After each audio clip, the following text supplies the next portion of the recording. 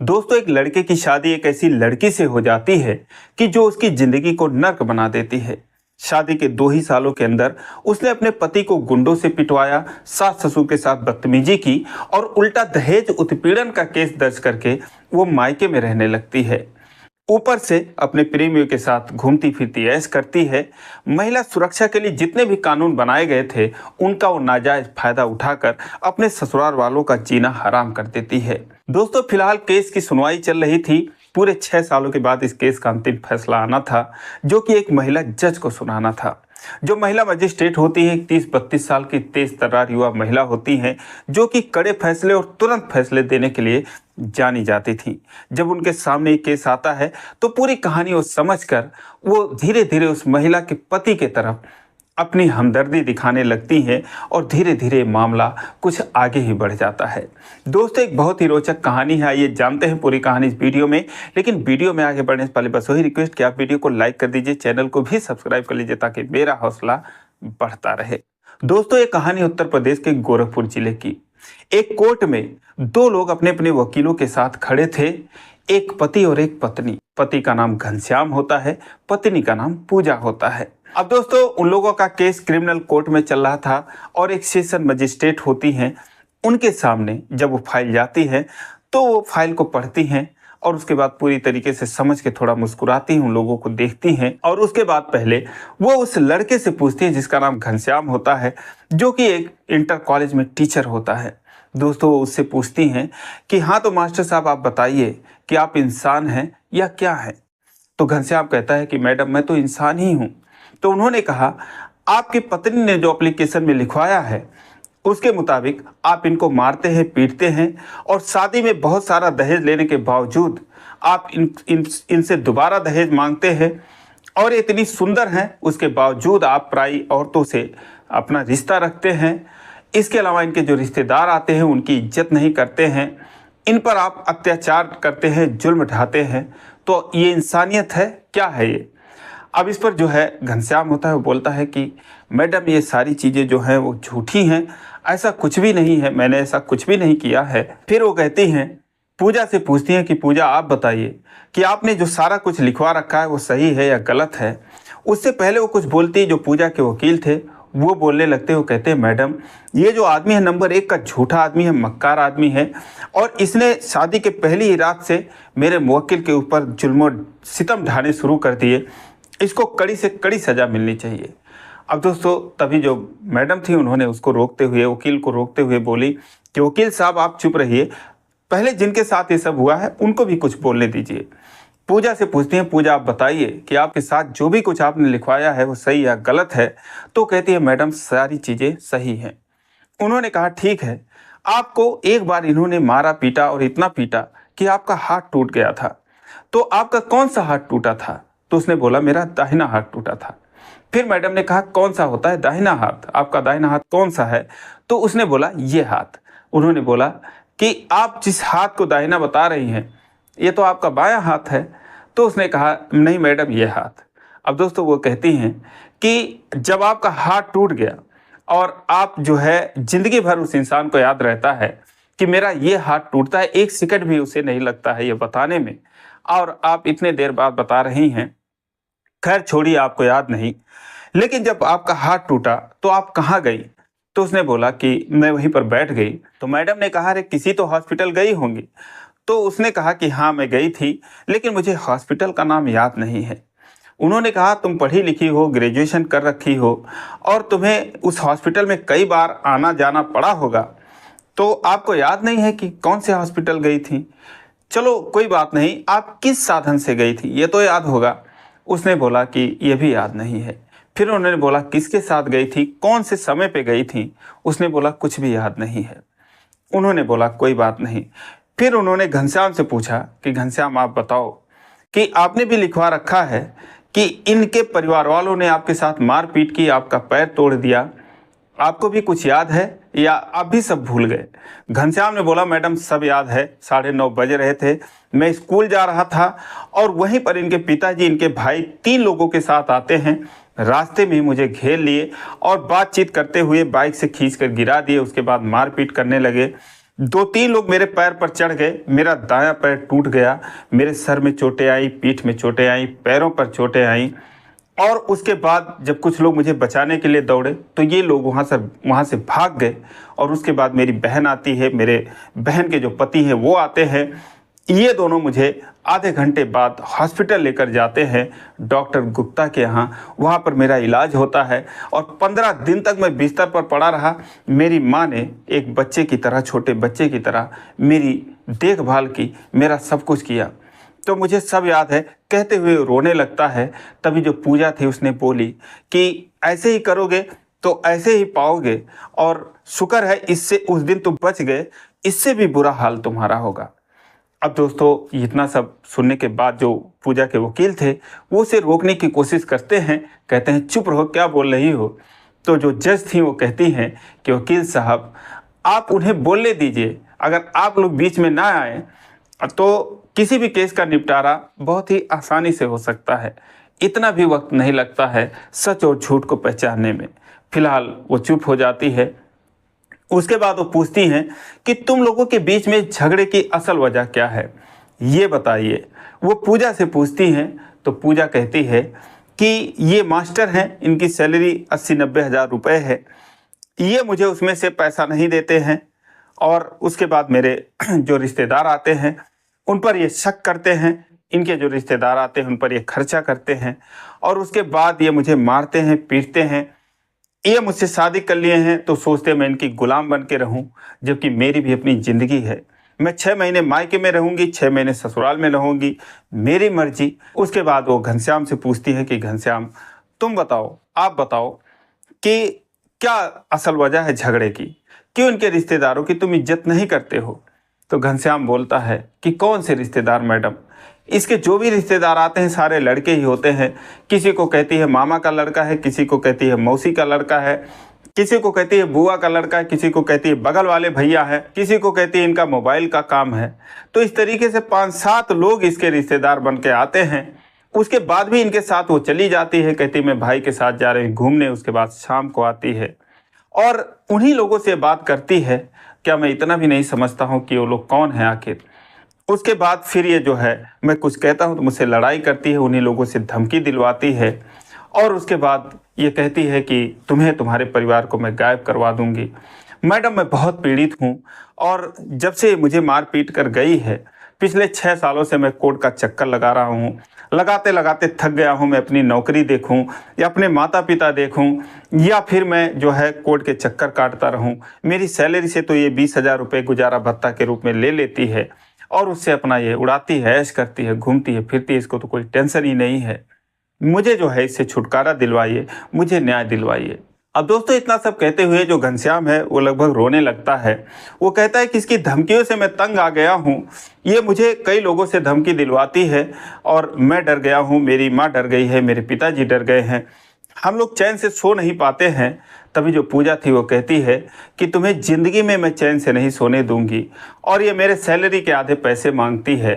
तभी दोस्तों पूजा कहती है कि आधा नहीं तुम्हें पूरा देना पड़ेगा, अगर नहीं दोगे तो फिर देखो मैं तुम्हारा क्या हाल करती हूँ। अब दोस्तों फिर जो घनश्याम है बोलता है देखिए मैडम, आप लोगों के सामने मुझे धमकी दे रही है, बताइए मैं कैसे अपना गुजारा करूँ।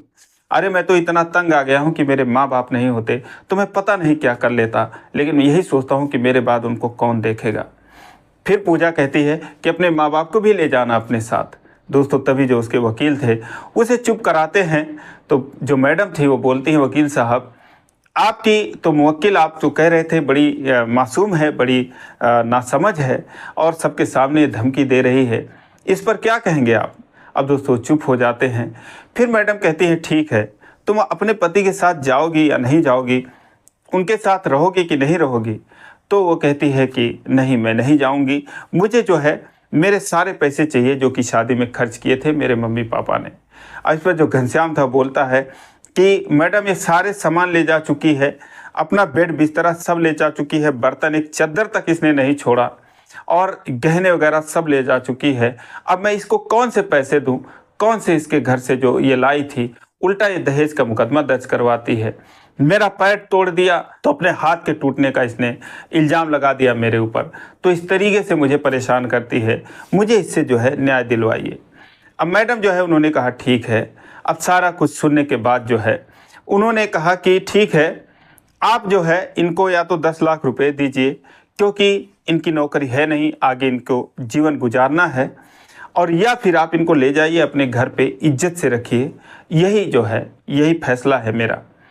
अब दोस्तों उसके बाद जो है वो तो पूजा तो खुश हो जाती है, ऊपर से कहती है मुझे 10 नहीं 20 लाख रुपए चाहिए। और जो घनश्याम था वो कहता मैडम मैं कहाँ से पैसे दूँ, और इतने भी पैसे नहीं बचते, मैंने अभी अभी घर बनवा लिया, मेरे पास कुछ नहीं है देने के लिए, मैं 2-4 लाख भी नहीं दे सकता, 10 लाख कहाँ से दूँ। उन्होंने कहा तो फिर दूसरा ऑप्शन है, आप इसको अपने घर ले जाइए। तो कहता है कि मैडम ठीक है, मुझे 15 दिन का आप समय दीजिए। अब दोस्तों वो 15 दिन का समय मांग लेता है, लेकिन जो पूजा थी वो कहती है कि मुझे अभी ये 10 लाख देगा तो ठीक है, वरना मैं 15 दिन बाद इससे 20 लाख रुपए लूँगी। अब इतना सुनने के बाद जो पूजा के वकील थे उन्होंने कहा मैडम 10-20 लाख से क्या होगा, ये इतना पैसा कमाते हैं, कम से कम इसको 50 लाख रुपए चाहिए मुआवजा के तौर पर। अब दोस्तों जो है जो जज साहिबा थी, जो मैडम थी, उन्होंने कहा कि आपकी मुवक्किल जो है वो खुलेआम धमकी दे रही है, उस पर आप कुछ नहीं बोले, और जब वो 20 लाख मांग रही हैं तो आप उसमें 50 लाख लगा दे रहे हैं। तभी जो है घनश्याम का जो वकील थे वो बोलते हैं कि मैडम कायदे से तो इस रिश्ते को बिना लेन देन के ख़त्म कर देना चाहिए, और इस औरत से मेरे जो मुवक्किल हैं इनको छुटकारा दिलवाइए, इनकी जो है ज़िंदगी का सवाल है, लेकिन आपने इतना मुआवजा लगा ही दिया है तो आपने सोच समझ कर ही लगाया होगा।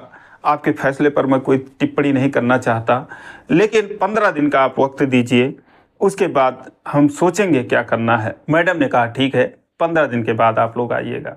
अब दोस्तों उसके बाद इनका जो है अंतिम केस था, तो शाम हो गई थी, कोर्ट जो है उसके बाद बंद हो जाता है और सब लोग अपने अपने काम के लिए चले जाते हैं। जब रास्ते में मजिस्ट्रेट साहिबा जो थी वो अपने आवास पर जा रही थी, वो देखती हैं कि जो घनश्याम था उसको 2-3 लोग घेरे हुए हैं और पूजा जो है उसको धमकी दे रही है कि तुझे 50 लाख देकर भी तुझको नहीं छोड़ूंगी, तुझे बर्बाद कर दूंगी, ये कर दूंगी, वो कर दूंगी। तभी जो है मैडम अपने ड्राइवर से गाड़ी रोकने के लिए कहती हैं, उसके बाद शीशा डाउन करके उन सब की बातें सुनती हैं, और उसके बाद वो एक बार बोलती हैं कि क्या हो रहा है ये सब। अब वो जो है पहचान जाती है कि जज मैडम हैं, और उसके बाद जो है सारे लोग वहाँ से उसको छोड़कर चले जाते हैं। दोस्तों 15 दिन बाद फिर उनको आना था, लेकिन अगले संडे को एक हॉस्पिटल में जो है वो घनश्याम अपनी माँ का इलाज करवाने के लिए गया हुआ था, और वहीं पर जो मजिस्ट्रेट मैडम थी वो भी अपना इलाज करवाने के लिए गई हुई थी। उन्होंने जो है जब घनश्याम को देखा तो उन्होंने बोला, अपनी जो सहायिका थी, जो उनकी केयर टेकर थी, उससे उसको बुलवाती हैं। उनका जो ड्राइवर था वो गाड़ी लेके बाहर ही खड़ा था हॉस्पिटल के, तो उसको बुलवाती हैं, एक प्राइवेट वार्ड में थी। तो घनश्याम वहाँ पर आता है तो मैडम को देखकर चौंक जाता है, बोलता है मैडम क्या हुआ आपको। तो उन्होंने कहा कुछ नहीं, बस यहीं पेट में दर्द हो रहा था, कुछ ज़्यादा बढ़ गया तो हॉस्पिटल चली आई और ग्लूकोज वगैरह चढ़ा है, अभी आराम है, लेकिन आप किसको लेकर आए हैं। तो घनश्याम ने कहा मैं अपनी माँ को लेकर आया हूँ। उन्होंने कहा कि आपके माँ का क्या हाल है। तो घनश्याम ने बोला कि ठीक है, अभी पापा के साथ बैठी हुई हैं। तो घनश्याम ने सोचा कि चलो अकेले हैं मैडम, इनसे कुछ केस के सिलसिले में बात कर लेता हूँ। उसने कहा कि मैडम जो पूजा है उसकी वजह से मेरा सारा सामाजिक स्तर है वो एकदम गर्त में चला गया है, मैं कहीं ये समझिए मुंह दिखाने लायक नहीं हूँ, उसकी वजह से बहुत बदनामी हुई है, और वाकई में उसने मेरा जीना हराम कर दिया है, मैंने जो भी कुछ कहा है वो सारी बातें सही हैं। तो उन्होंने कहा कि देखिए मैं यहाँ पर आपके केस के सिलसिले में बात नहीं कर सकती हूँ, लेकिन कभी कभी ऐसा हो जाता है और गलत रिश्ते जुड़ जाते हैं। मैंने अपनी ज़िंदगी में कई साल मैंने वकालत की, उसके बाद मैं 3-4 सालों से फैसले सुना रही हूँ। मैंने बहुत ऐसा देखा है कि कहीं पत्नी जो है पति के द्वारा सताई जाती है, कहीं पति जो है वो पत्नियों के द्वारा सताए जाते हैं। तो इस तरीके की कहानी चलती रहती है समाज में। लेकिन ठीक है, आप जो है मैंने फैसला सुना दिया है, या तो आप उनको पैसे दे दीजिए या फिर उनको घर ले जाइए। और घर ले जाइए, आप मास्टर हैं, समझदार हैं, और आप ही कुछ संतोष करिए, थोड़ा रिश्ते को बनाने की कोशिश करिए, तो घनश्याम बोलता है कि मैडम मैं 2 साल मेरे साथ रही, मैं बीसों बार इसके सामने झुका, कोई बात नहीं मानती है और मैं क्या ही बताऊं, वहाँ पर तो मैं कुछ बता नहीं पाया क्या क्या ये मेरे साथ करती है और मैंने इससे कोई कमी नहीं रखी। मेरे माता पिता परेशान हैं कि मेरा रिश्ता कैसे आगे बढ़ेगा, मेरे बच्चे कब होंगे, मेरी 35-36 साल की उम्र हो गई है और अब मैं क्या करूं, मेरे समझ में नहीं आ रहा है और मेरे पास अभी इतने पैसे भी नहीं हैं कि मैं उसको दे दूं। फिलहाल मैं इंतज़ाम में लगा हुआ हूं क्योंकि मैं उसको ले जाकर भी और फिर भी वो वैसे करेगी जैसा वो करती थी। अब आप ही बताइए कि मैं उसको ले जाऊं या फिर पैसे देकर उससे छुटकारा पाऊं। तो मैडम ने कहा कि मैं ये तुम्हें एडवाइस नहीं दे सकती, लेकिन फिलहाल दोनों में तुम्हें एक काम करना पड़ेगा, या तो आप पैसे दीजिए या फिर उनको ले जाइए अपने घर पे इज्जत से रखिए। तो दोस्तों जो घनश्याम था उसकी आंखों में आंसू आ जाते हैं, कहता है मैडम मैं वाकई में बहुत परेशान हूँ, मैं उसको पैसे दे दूंगा, उससे छुटकारा ले लूँगा। कहती हैं कोई बात नहीं, उससे भी अच्छी लड़की तुम्हें मिल सकती है। फिर घनश्याम कहता है कि मैडम अभी भी वो मुझे धमकी दिलवाती है कि ये करेंगे वो करेंगे। उन्होंने कहा ठीक है, आप मेरा नंबर ले लीजिए, अपना नंबर दे दीजिए, ऐसी कोई भी धमकी आती है तो आप मुझे कॉल कर दीजिएगा। दोस्तों उसके बाद वो नंबर लेते हैं एक दूसरे का और उसके बाद जो मैडम थी उन्होंने कहा ठीक है आप जाइए अपनी माँ को देखिए। दोस्तों उसके बाद वहाँ से चला जाता है। 15 दिन के बाद फिर वो दोनों कोर्ट के सामने पेश होते हैं और एक ही मिनट में फैसला हो जाता है क्योंकि 10 लाख रुपए का चेक जो था वो पूजा को थमा देता है घनश्याम और उसके बाद इनकी सुनवाई खत्म हो जाती है और उन्हीं मजिस्ट्रेट के सामने ये रिश्ता खत्म कर दिया जाता है। दोस्तों 1 महीने बीतते हैं। फिर एक दिन जो मैडम थी वो जो है घनश्याम को कॉल करती हैं, कहती हैं क्या हाल है मास्टर साहब, अब तो कोई धमकी वगैरह नहीं आ रही है। अब जैसे वो देखता है मैडम का फ़ोन वो हैरान रह जाता है। वो बोलता है कि मैडम मैंने उसको जैसे ही पैसे दिया, उसने शादी कर ली किसी से, अब क्या धमकी देगी। तो मैडम ने कहा ठीक है, अब तुम भी अपनी कहीं शादी कर लो, क्या करोगे, रिलेशन में ऐसा होता रहता है और हर कोई भुक्तभोगी है इन सब चीज़ों का, कहीं ना कहीं कोई नहीं बचा है। फिर टीचर ने कहा मैडम आप लोग तो बचे होंगे इन सब चीज़ों से। उन्होंने कहा कि अब क्या बताऊं, कोई नहीं बचा है, मैं भी नहीं बची हूँ। फिर वो अपनी कहानी कहने लगती हैं कि जब मैं कॉलेज में थी, पढ़ रही थी, तो एक लड़का डॉक्टर बनकर मुझसे मिला, हम दोनों की बातचीत होने लगी, घूमने फिरने लगे। फिर वो मेरे ऊपर रिलेशन बनाने का दबाव बनाने लगा, लेकिन जब मैंने उसके बारे में पता किया तो पता चला कि एक नंबर 1 का ठग है। फिर मैंने उससे पीछा छुड़ाया तो वो मेरा जो है कॉल रिकॉर्डिंग जो है वायरल करने की धमकी देने लगा। फिर मैंने कानून का सहारा लिया और बहुत मशक्क़त के बाद मैंने उससे पीछा छुड़ाया। तो ये समझिए कि कोई नहीं बचा है, लेकिन अब आप जो है शादी कर लीजिए और आप इतने अच्छे हैं, किसी अच्छी लड़की से आप शादी कर लीजिए। फिर जो है घनश्याम कहता है ठीक है मैडम, लेकिन किससे करूं समझ में नहीं आ रहा है, अभी तक तो कोई ऐसा मैंने सोचा नहीं, देखा नहीं। तो उन्होंने कहा ठीक है, आपके पास जो है आज जो है किसी लड़की का फ़ोन आएगा और आप उससे बात कर लीजिएगा। अब दोस्तों वो चौंक जाता है, बोलता है कौन सी लड़की मैडम। वो बोलते हैं बस आप बात कर लीजिएगा, किसी का फ़ोन आएगा। अब दोस्तों उसके बाद वो फ़ोन काट देती हैं, लेकिन मास्टर साहब जो थे वो फ़ोन का इंतज़ार करने लगते हैं बेसब्री से कि किसी लड़की का फ़ोन आए, लड़की का फ़ोन आएगा। दोस्तों रात को 10 बज जाते हैं, लेकिन किसी का फ़ोन नहीं आया। 1-2 फ़ोन और लोगों का आया, लेकिन जैसे ही आता था इनका दिल धड़क जाता था, लेकिन वो कोई उनके परिचित होते थे।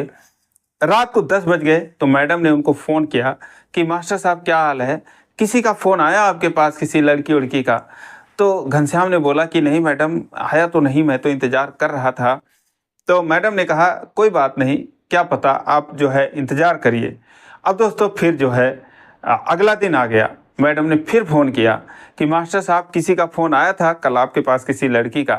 तो उसने बोला नहीं मैडम, नहीं आया था। उन्होंने कहा याद करिए, आया होगा। तो वो याद करता है, फिर कहता है मैडम नहीं आया था, बस आपका ही 2 बार कॉल आया था और किसी लड़की का तो नहीं आया था। तो इस पर मैडम ने कहा तो क्या मैं लड़की नहीं हूँ मास्टर साहब। अब दोस्तों इतना सुनने के बाद जो है वो घनश्याम रोने लगता है और कहता है मैडम आप अपने बारे में बात कर रही हैं। मैडम ने कहा हाँ मैं अपने ही बारे में बात कर रही हूँ, क्या मैं अच्छी नहीं हूँ। मास्टर ने कहा कि मैडम आपके लिए तो कोई शब्द ही नहीं है, लेकिन आप मजिस्ट्रेट हो और मैं एक मास्टर हूँ। उन्होंने कहा क्या हुआ, आप भी तो गुरुजी हैं, आपसे ही पढ़कर लोग ये सब बनते हैं। अब दोस्तों उसके बाद जो है मास्टर साहब के पास कोई शब्द नहीं था, लेकिन फिलहाल दोनों लोग एक दूसरे से मिलते हैं और फिर अपनी बातचीत करते हैं, दोनों में प्यार होता है और फिर आगे चलकर दोस्तों ये लोग शादी करते हैं। तो दोस्तों ये रही कहानी, आपको कैसी लगी कमेंट करके ज़रूर बताना, और वीडियो अच्छी लगी हो तो वीडियो को लाइक नहीं किया तो लाइक कर दीजिए, चैनल को सब्सक्राइब कर लीजिए। फिर मिलेंगे अगले वीडियो में, तब तक के लिए जय हिंद।